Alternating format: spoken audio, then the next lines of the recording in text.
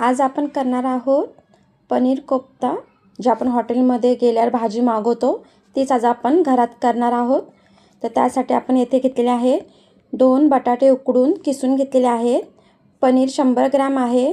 त्यासोबतच आपण हिरवी मिरचीचे तुकडे, कोथिंबीर, चाट मसाला, गरम मसाला, चवीनुसार मीठ हे टाकून घेतलेले आहे आणि जिरा पावडर आणि कॉर्नफ्लोअर टाकलेला आहे आणि हे असं पीठ मळून घेतलेलं आहे। आता हातावर आपण तेल लावून घ्यायचं आहे। तेल लावल्यावर बाजूला तुम्हाला मनुके आणि काजू दिसत आहे। तर आता हाताला तेल लावून झाल्यानंतर असे छोटे छोटे गोळे करायचे आहेत आणि त्यामध्ये मनुके आणि काजू आपण भरून घेऊया।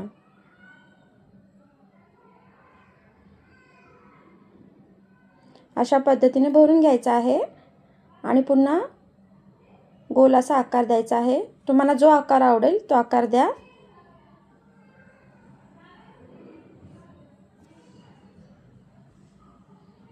अशा पद्धतीने आता आपण सगळे पनीर कोफ्ते बनवून घेऊया।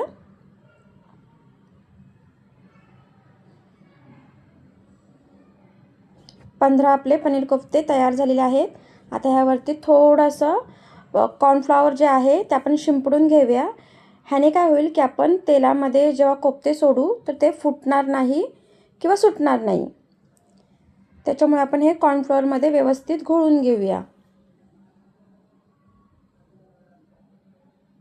हाताने असं व्यवस्थित आपण घोळून घ्यायचं आहे कॉर्नफ्लॉवर।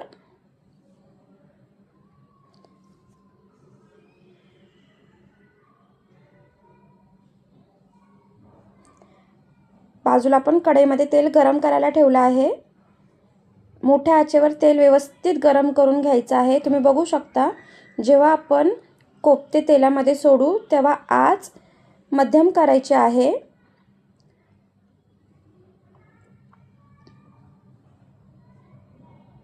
पनीर खालच्या साईडने जोपर्यंत सोनेरी रंग येत नाही तोपर्यंत आपण पनीरला बिलकुल हात लावायचा नाहीये।